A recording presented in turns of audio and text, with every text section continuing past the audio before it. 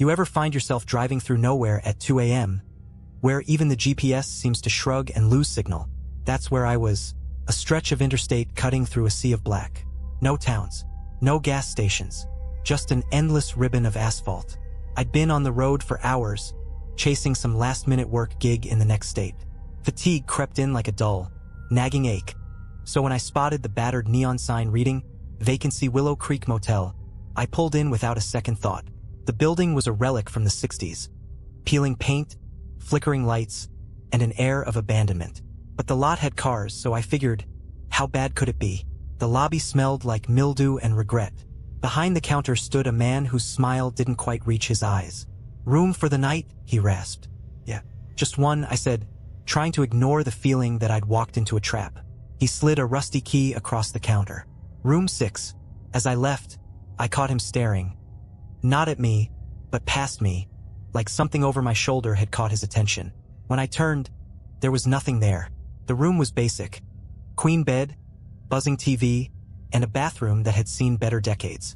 Exhaustion beat paranoia, and I collapsed onto the creaky mattress. Sleep didn't come easy, though. The walls were paper-thin, and from the room next door came the muffled sound of humming. A woman's voice, soft and slow, rising and falling in a tune that felt ancient, haunting. I told myself it was nothing, just another late-night traveler keeping herself entertained.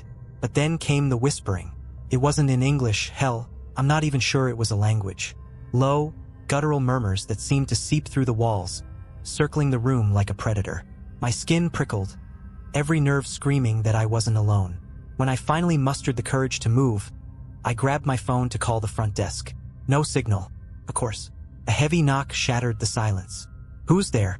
I croaked, my voice barely above a whisper. No answer. Another knock, heavier this time, like someone using their whole body to shake the door. Heart pounding, I edged toward the peephole. Outside stood a man, backlit by the faint glow of the parking lot lights. His face was wrong, too pale, lips stretched into a grotesque grin. He didn't blink, didn't breathe, just stared. Then he started humming, the same eerie tune I'd heard earlier. I backed away, grabbing the only weapon I had, the ancient brass lamp from the nightstand. The humming stopped. The door creaked open. I swear I'd locked it, but there it was, swinging inward, revealing an empty threshold. No man, no pale face, just darkness spilling in like a suffocating tide. I slammed the door shut and dragged the dresser in front of it. My mind raced. Should I run? Drive off into the void? Or stay put and wait for morning? Then the TV turned on. It flickered to life, displaying static at first, then shifting to an old black and white feed of the motel parking lot. It was live. I could see my car, the flickering neon sign, and the man. He was there, standing in the middle of the lot, staring up at the camera. And then he turned, slowly, and pointed at room 6. The screen cut to black. I didn't wait. Grabbing my keys, I bolted for the door, ready to make a run for my car. But as I pulled the dresser aside, a chill washed over me. Footsteps. They weren't coming from the parking lot. They were inside. Slow, deliberate, moving down the hall toward my room. I yanked the door open and ran. The hallway seemed endless, its dim light flickering like a heartbeat. Behind me, the footsteps quickened, a second pair joining in, then a third and a fourth. The exit loomed ahead, salvation glowing through the glass doors. I burst outside into the cold night air, lungs burning, heart threatening to explode. The parking lot was empty. The man was gone, but the cars weren't empty. In each one, I saw them. Figures slumped in the driver's seats, faces pale and eyes wide with terror. Their hands gripped the steering wheels, knuckles bone white, as if they'd been frozen mid-scream. I jumped into my car and floored it, not caring where the road led as long as it was away from that place. When I finally stopped, hours later, I checked the rearview mirror, and there he was, sitting in the back seat, grinning. So yeah, don't stop at roadside motels. Ever. I slammed on the brakes, swerving to the shoulder of the highway. My heart raced as I spun around, ready to confront whoever, or whatever, was in the back seat. Empty. No one was there. Just my duffel bag and a pile of fast food wrappers. I sat there, hands trembling on the wheel, trying to convince myself I was losing it. The lack of sleep, the stress, it was getting to me. But as I stared at the darkened stretch of highway ahead, something gnawed at me. I'd seen him. I hadn't imagined that grin, that pale face, those dead eyes boring into me from the rearview mirror. The car felt suffocating, like the air itself was charged with some invisible static. I needed to move, fast. I drove for what felt like hours, though the clock insisted it was only minutes. The highway stretched endlessly, flanked by dense forests that swallowed the headlights. No exits, no signs of life. Just when I thought I might be trapped in some looping nightmare, I saw it. A faint glow in the distance. A gas station. Relief flooded me as I pulled into the lot. The place was old, its faded sign creaking in the wind, but it was a beacon of normalcy. I parked, got out, and breathed in the cold night air. The station was empty. No attendant, no other cars, just the dull hum of a flickering fluorescent light above the pumps. I stepped inside the store, the bell above the door jangling faintly. "Hello," I called out. No answer. The place was a time capsule. Shelves stocked with dusty cans, expired snacks, and a faded map of the area pinned to the wall. I grabbed a bottle of water and approached the counter, hoping to find someone to pay. That's when I noticed it. A small TV behind the register, its screen showing a grainy black and white feed of the parking lot outside. My car sat in the center of the frame, and standing beside it, barely visible in the shadows, was him. My blood ran cold. He wasn't moving, just standing there, staring at the camera. At me. The lights in the store flickered, and the TV feed cut out. I spun around, half expecting him to be right there, but the store was empty. The silence pressed in, broken only by the faint buzz of the fluorescents. I ran to the window, peering out at the lot. The man was gone, but so was my car. Panic set in as I stumbled back, my mind racing. Did he take it? Was this some twisted game? I fumbled for my phone, desperate to call for help, but the screen was dead. No service. Then I heard it. A faint hum, the same haunting tune from the motel. It was coming from outside. I edged toward the door, every instinct screaming at me to stay put. But I had to know. Slowly, I pushed it open and stepped into the night. The hum grew louder, swirling around me like a living thing. I turned in every direction, searching for the source, but the lot was empty. And then I saw it. In the distance, just beyond the gas station's flickering lights, stood a figure. It wasn't the man. It was me, or something that looked like me. It mimicked my posture, my movements, even the way I clutched the bottle of water. But its face, it was wrong. The eyes were too wide, the smile too sharp, stretched into something that barely resembled human. It raised a hand, mimicking the way I'd reached for the door just moments ago. I froze, unable to breathe, as it slowly stepped closer. Behind me, the bell above the door jingled. I turned, expecting to see another customer, maybe even the attendant finally showing up. Instead, I saw myself walk in. This one was different. Its face was blank, featureless, a smooth expanse of skin where eyes and a mouth should have been. The first doppelganger outside began to laugh, a hollow, distorted sound that echoed through the lot. The one inside tilted its head, as if curious, before taking a step toward me. I stumbled back, my legs barely cooperating as I turned and ran into the darkness. The forest swallowed me whole. Branches clawed at my skin. Roots threatened to trip me with every step, but I didn't stop. The laughter followed, growing louder, closer, until it felt like it was inside my head.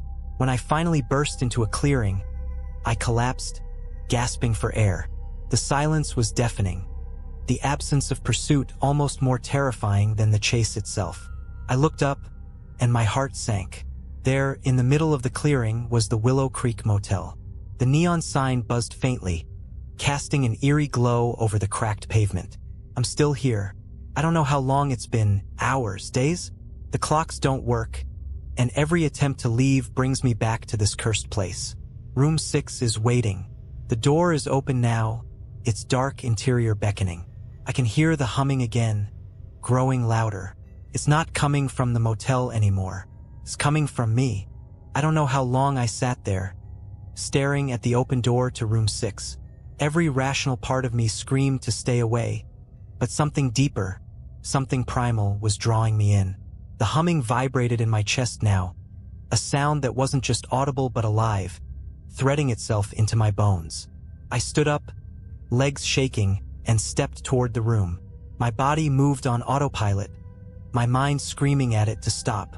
As I crossed the threshold, the air grew heavier, thick with an energy that made every breath a struggle.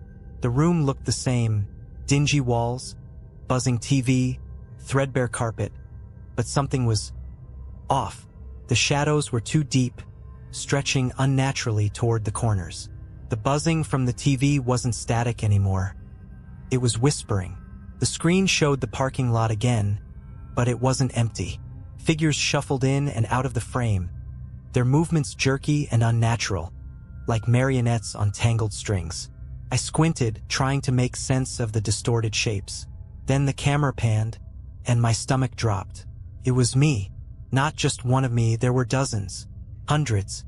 They filled the screen, all moving in unison, their faces twisted into grotesque parodies of my own. The whispers grew louder, words I couldn't understand layering over one another in a chaotic symphony.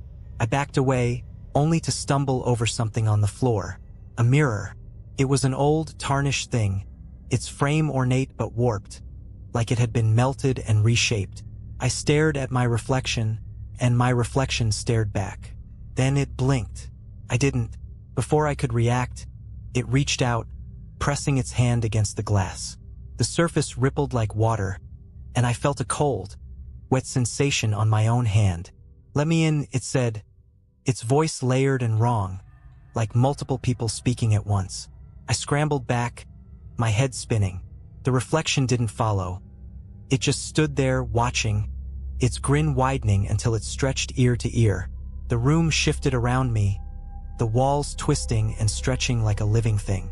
The door slammed shut, the sound reverberating through the air like a gunshot. And then I wasn't alone. Figures emerged from the walls, their forms hazy and indistinct, like shadows made flesh. They moved closer, circling me, their whispers merging into a deafening roar. I screamed, but the sound was swallowed by the room, disappearing into the void. The shadows lunged, and everything went black. When I woke up, I was outside, lying on the cold asphalt of the motel parking lot. My car was there, engine idling, headlights cutting through the darkness. The motel was gone. In its place was an empty field, overgrown with weeds and littered with debris. I stumbled to my feet, my body aching like I'd been hit by a truck. The humming was gone, replaced by an eerie silence that pressed down on me like a physical weight. I didn't question it. I got in the car and drove, not caring where I was going as long as it was far, far away. It's been weeks now, and I haven't been able to shake what happened. Every time I look in the mirror, I see something off. The reflection doesn't always move the way I do. And at night, when the house is quiet, I hear it. The humming. It's faint, almost imperceptible, but it's there. I don't think I ever left that motel. Not really, because every night, when I close my eyes, I'm back in room 6. And I don't think I'll ever leave. I've stopped sleeping. Every time I try, I wake up in that room. The details are sharper now, more vivid. The flickering TV, the mirror on the floor, the whispers. They've become clearer, louder. The worst part? I don't think it's a dream. Last night, when I woke up in room 6, there was someone else there. They were sitting on the edge of the bed, back turned to me, their silhouette illuminated by the glow of the TV. I froze, every instinct telling me to stay still, to stay silent. But the figure tilted its head, as if it heard my thoughts. "You can't keep running," it said. The voice was mine. I jolted awake, this time for real, in my bed, drenched in sweat. But something was different. The air in my room felt wrong, heavy and stale, like the motel. I looked at my bedside table, and my stomach flipped. The tarnished mirror from room 6 was there, leaning against my lamp. I didn't touch it, couldn't. I shoved it under the bed and tried to convince myself it wasn't real, that I'd imagined it, or worse, that someone had broken into my house as some sick prank. But the scratches on my bedroom floor, the faint humming I could now hear in my walls, none of it felt like a prank. I went to work the next day, trying to lose myself in the monotony of spreadsheets and emails. But it followed me, the reflection. Every time I passed a window, a shiny surface, even a puddle, I'd catch glimpses of it, my reflection, just a second too slow, watching me. By the time I got home, I was shaking. My front door was ajar. I should have called the police, but something inside me already knew it was pointless. The mirror was back on my bedside table, and this time it wasn't empty. The glass shimmered, a swirling, black void that seemed to pulse like a heartbeat. And inside, I saw them. The figures from the motel, their twisted faces pressed against the glass, clawing, desperate. And behind them, the man, that grin. He raised a hand, pressing it to the glass like before. The surface rippled, and I stumbled back, feeling an icy hand brush against my arm. "You let us in," he whispered. I ran out of my house into my car and drove. I didn't know where I was going, just that I couldn't stay there. The humming grew louder as I sped down the highway, my headlights slicing through the night. But the road, it wasn't normal. The farther I drove, the darker it became, the asphalt warping, the trees twisting into impossible shapes. I realized too late that the signs were all the same. Willow Creek Motel, 2 miles ahead. I slammed on the brakes, the car screeching to a stop. But when I looked around, the motel wasn't 2 miles away. It was right in front of me. The neon sign buzzed, casting its sickly glow over the parking lot. My car was there again, sitting exactly where I'd left it the first night. Room SIX's door was open.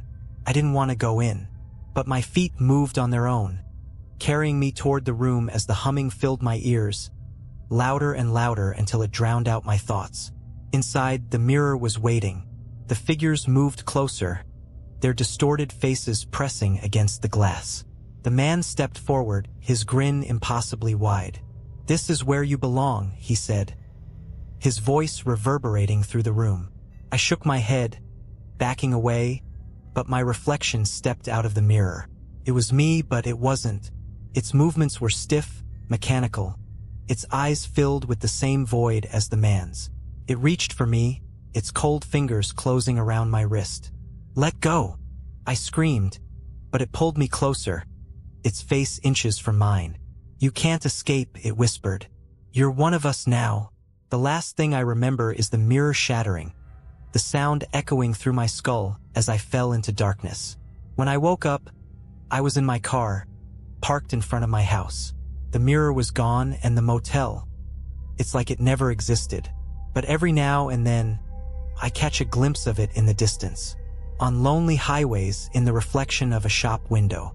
And sometimes late at night when I look in the mirror, my reflection doesn't blink. If you ever see the Willow Creek Motel, do yourself a favor. Keep driving. Don't stop. Because if you do, you won't ever really leave. I've tried everything to move on. Therapy, leaving town, even burning my own reflection, breaking every mirror in my house like a lunatic. But none of it works. The motel still finds me. I changed jobs, cut off friends, stopped driving altogether. But it doesn't matter. It's in the places where no one's watching. Dark alleys, quiet moments. The seconds before sleep, when you're at your most vulnerable. It's waiting. The other night, I thought I was finally free. I hadn't seen it, heard it, or felt that suffocating weight in weeks. For the first time, I let myself believe it was over. That's when the humming came back. This time, it wasn't faint. It wasn't creeping through walls or whispering from the edges of my mind. It was loud. It started in my living room. A single, vibrating note, shaking the air like a pressure wave. Then it spread, filling the house, pressing against my chest like a vice. I grabbed my phone, fumbling to call someone, anyone, but the screen flickered and died in my hands. The lights went out next, and then I heard it.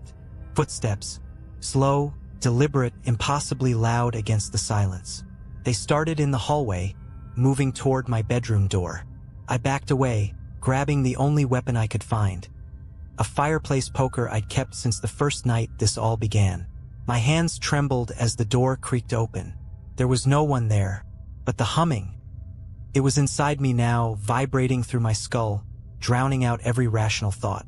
And when I turned around, I saw it. The mirror was back. It hung on the wall where my TV used to be, its tarnished frame gleaming in the darkness. The glass shimmered, showing not my reflection, but the motel parking lot. Room SIX's door stood open, waiting. I don't know why, but I stepped closer. The poker fell from my hands, clattering to the floor as the room seemed to stretch, pulling me toward the mirror. And then I was through. I found myself standing in the parking lot, the night air thick and suffocating. The neon sign buzzed overhead, casting the lot in a sickly glow. This time, there were no other cars, just mine. The humming stopped abruptly, replaced by a deafening silence that pressed against my ears. I turned toward room 6, and there he was, the man. His grin stretched impossibly wide, his pale face glowing faintly in the neon light. "You're late," he said, his voice echoing like 1,000 whispers. Couldn't move, couldn't speak. My body felt rooted to the ground as he stepped closer, his movements fluid and unnatural, like a puppet on invisible strings. "You can't run anymore," he continued, his grin never faltering. "You've seen too much. Now it's your turn." "My turn for what?" I finally managed to choke out. He didn't answer. Instead, he pointed toward the door of room 6. Inside, I saw them, the figures, the twisted versions of myself, standing in a perfect circle around the shattered mirror. And in the center of the mirror, the void pulsed, growing larger, brighter. I tried to run, but my legs wouldn't obey. The ground beneath me felt like quicksand, pulling me toward the door. As I crossed the threshold, the figures turned in unison, their empty eyes locking onto mine. "Welcome home," they said in my voice, their tones hollow and lifeless. The void consumed me. When I woke up, I was in my car again, parked in front of my house. But something's wrong. The reflection in the rearview mirror isn't mine. It's him. He's smiling. And tonight, when I glanced at my bathroom mirror, the glass rippled, and I saw room 6 waiting for me. This time, I don't think I'll be able to leave, because I'm not sure there's anything left of me to leave. If you see the motel, keep driving. And whatever you do, don't look in the mirrors. I don't think I'm writing this for anyone but myself, to remind me of who I was, who I am, before I disappear completely. The changes started slow. First, it was little things. I'd catch myself saying something I didn't mean to say, words spilling out in a voice that didn't quite sound like mine. Or I'd find objects in my house that I didn't recognize. An old pair of boots, a half-empty pack of cigarettes, even though I don't smoke. Then it got worse. Last night, I woke up standing in front of the bathroom mirror. My reflection stared back at me, wide-eyed and panicked, but it wasn't moving. I tried to lift my hand, to touch the glass, but my reflection didn't follow. Instead, it smiled. And when I looked down, my hand wasn't touching the sink. It was gripping the mirror, fingers sinking into its surface like water. I pulled back with all my strength, stumbling into the wall behind me. The mirror rippled, then stilled, but my reflection stayed there, watching, its grin slowly fading. I don't think I'm in control anymore. This morning, I woke up to find my car parked in the driveway, but I don't remember driving it. The passenger seat was covered in dirt and leaves, like I'd been somewhere deep in the woods. There were scratches on my arms, claw marks that I can't explain. And the worst part? My phone had a new photo in its gallery. It was a picture of room 6. The door was open, and the man was standing there, his grin impossibly wide, holding up a sign that read, "Almost time. I've stopped going to work. Stopped talking to friends." Every time I try to call someone, the call drops, and the humming comes through the line instead. It's inside the house now. I can hear it behind the walls, in the pipes, in the air vents. At night, I see shadows moving in the corners of my vision, even when the lights are on. And the mirror isn't just in my bathroom anymore. There's one in the hallway now, and another in the living room. I didn't put them there. Every time I pass one, I see something different. Not just my reflection, other places. The parking lot, the motel hallway, even glimpses of other people. Last night, I saw a man standing in his kitchen, staring into a mirror that wasn't there before. He looked terrified. Then I realized he was staring at me. I don't think I'm the only one. The motel is spreading. The mirrors are like doorways, pulling people in one by one. I've seen them, the others who've been taken. They're in the mirrors now, their faces warped, their eyes hollow. Some of them scream, pounding on the glass, begging to be let out. But most of them just watch, their mouths twisted into the same grin as the man. I'm running out of time. The mirrors are everywhere now. I can't avoid them. I've covered them with sheets, broken some of them, but they keep coming back. And every time I sleep, I wake up closer to room 6. Last night, I woke up standing outside the motel. The neon sign buzzed overhead, and the door to room 6 was wide open. I didn't go inside. I ran back to my car, screaming, clawing at my own skin to wake myself up. But this morning, I found dirt under my nails, and in my pocket, a key. It's the key to room 6. I'm holding it now, and I can feel it vibrating, like it's alive. The humming is louder than ever, resonating through the walls, the floors, my chest. I think I know what I have to do. If you're reading this, remember my story. Tell someone. Burn every mirror you can, because the next time you look into one, you might see it. Room 6, waiting for you, and when it's your turn, don't open the door. I can't stop shaking. The key, it's burning a hole in my hand. I've tried to throw it away, bury it, even hurl it into the woods, but no matter what I do, it comes back. Every time I look down, it's there, gleaming faintly, taunting me. And I swear the number 6 etched into the brass is growing darker. Like the key is alive, feeding off my fear. I don't want to open the door. I can't. But I'm afraid it's not my choice anymore. Last night, I boarded up every mirror in my house, shoved furniture against the bathroom door, and sat in the corner of my room with every light on. It didn't help.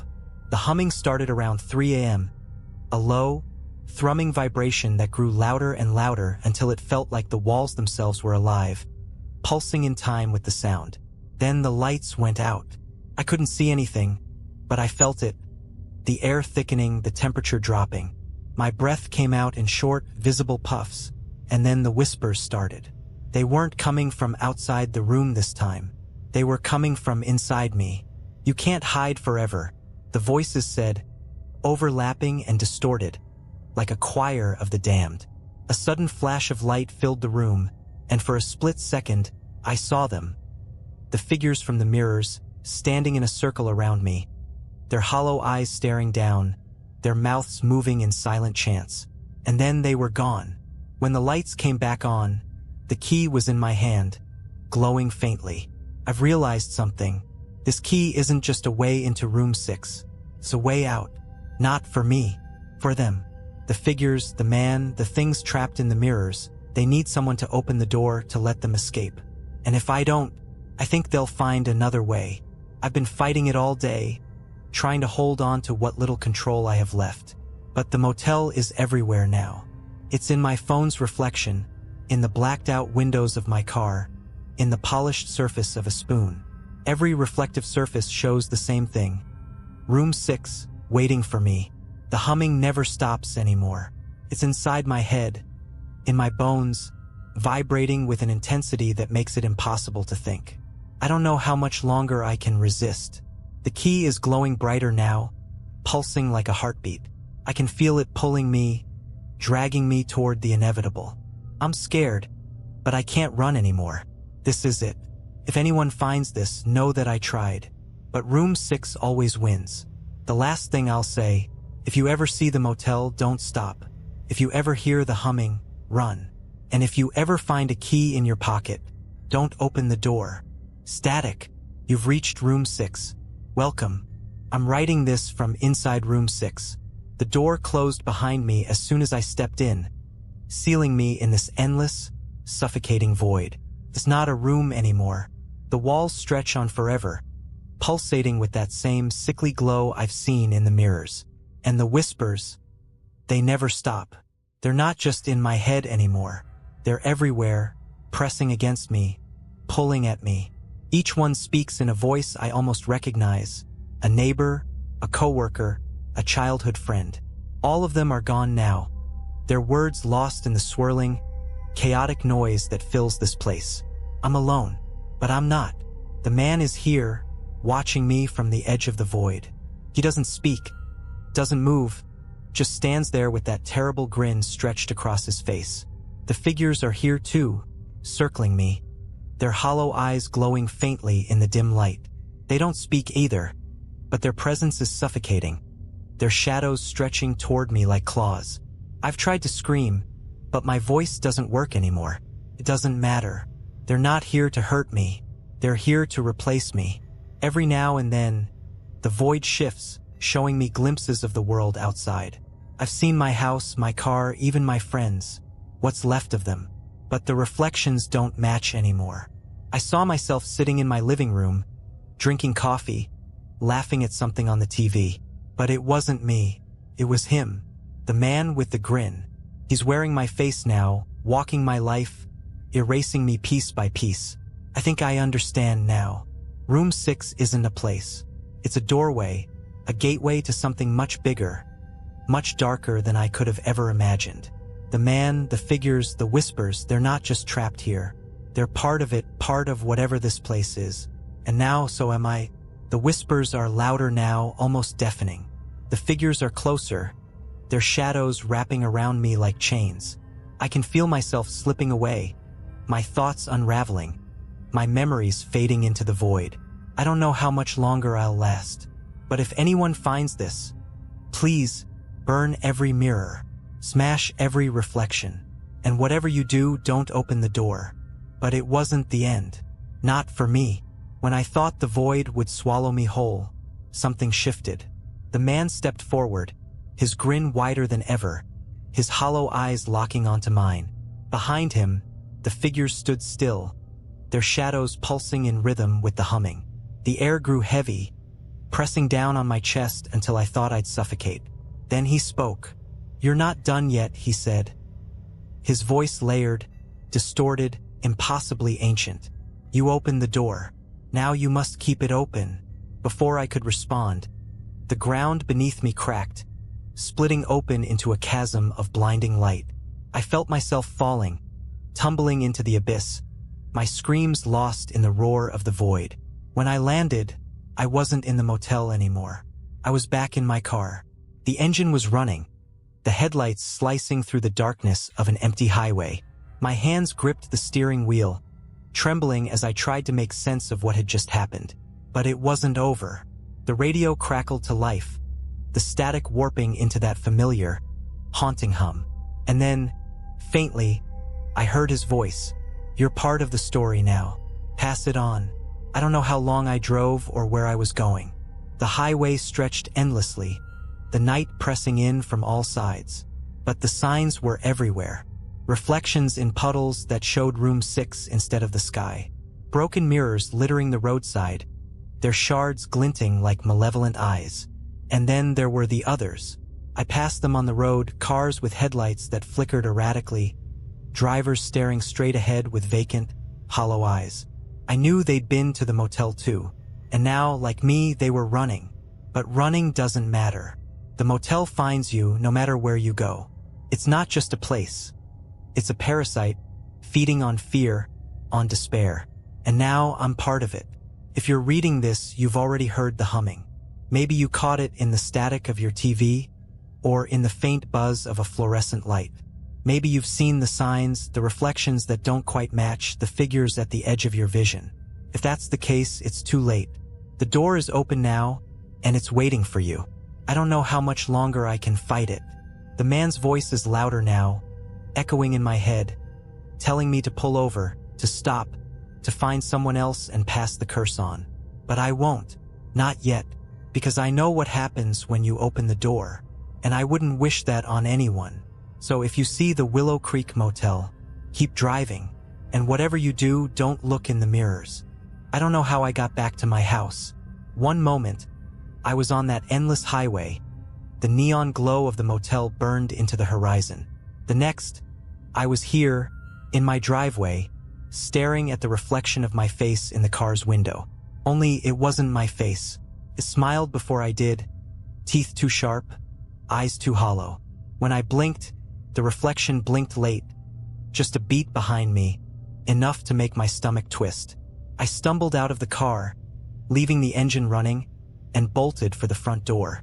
Inside, everything looked normal. Too normal. The house was unnervingly quiet, like the space itself was holding its breath. I checked every room, flipped every light switch. Nothing out of place, until I reached the bathroom. The mirror was back. No sheets, no cracks, just a perfectly polished surface, reflecting the dim light of the bathroom. But the reflection wasn't mine. It was room 6. I saw the peeling wallpaper, the buzzing TV, the shadows that shouldn't have been there. And in the corner of the frame, barely visible, stood the man. He wasn't moving, just standing there, his grin stretched wider than ever, his pale face glowing faintly in the static of the screen behind him. And then he raised his hand. He waved. The lights flickered, and for a moment, the entire house felt like it shifted, like reality itself had bent. When the lights steadied, I wasn't alone anymore. The humming started, low and rhythmic, vibrating through the walls. I turned, and in the reflection of the mirror, the figures appeared. Dozens of them, twisted versions of me, their hollow eyes staring, their mouths moving in silent chants. The man stepped forward, his hand reaching out, his fingers pressing against the glass. And then the glass rippled. The figures moved in unison, their shadows stretching through the reflection, spilling out of the mirror and into the room. I backed away, tripping over the edge of the bathtub, my heart hammering in my chest. The shadows grew darker, denser, filling the space like smoke. The man's voice echoed through the air, layered and distorted. "You can't run," he said. "The door is open. It's always open." I tried to scream, but no sound came out. The shadows closed in, cold and suffocating, and the last thing I saw before everything went black was my own face in the mirror. It wasn't panicking. It wasn't afraid. It was smiling. When I woke up, I was lying on the floor of my bedroom. The mirror was gone, but the humming hasn't stopped. I don't know how long I've been here. Hours, maybe days. Time doesn't feel real anymore. I can feel them just outside my vision. Watching, waiting. The key is still in my pocket, its weight pulling me down, its surface warm to the touch. And I know what it wants me to do. The door to room 6 is still open, just waiting for me, and soon I won't have a choice. I don't know if this is real anymore. Every time I think I'm back, think I'm free, the motel finds me again. This time it wasn't the mirrors. It wasn't the humming. It was the key. I woke up clutching it in my hand, its surface cold and slick, even though I'd thrown it out of the car window hours ago.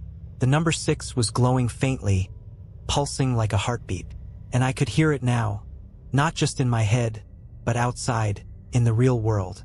The faint hum vibrating through the walls, the air, even the ground beneath my feet.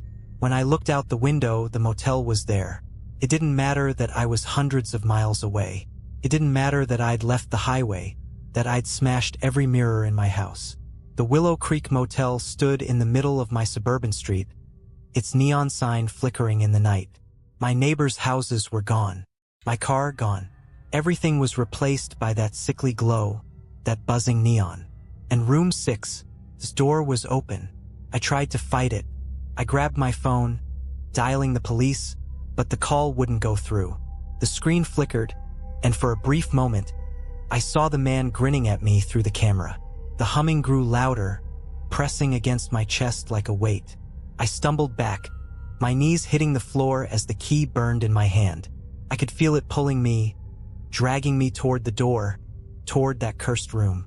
And then I heard a voice. "You can't stop this," it whispered, soft and cold, like a blade against my skin. I turned, and there he was. The man was standing in my living room, his pale face glowing in the dim light. He didn't move, didn't blink, just stared at me with that impossible grin. "Why me?" I croaked, my voice barely audible over the hum. His grin widened. "Because you looked," he said. "I don't remember standing up. I don't remember walking toward the door. But now I'm outside. The motel towers over me, its walls stretching impossibly high, its windows dark and empty. The neon sign buzzes above, casting long shadows across the cracked pavement. The key is warm in my hand now, pulsing in time with the humming.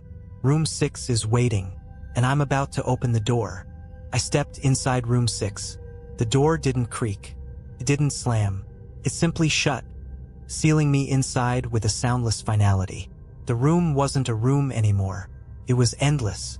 The walls stretched out into infinity, their surfaces shifting like liquid shadows.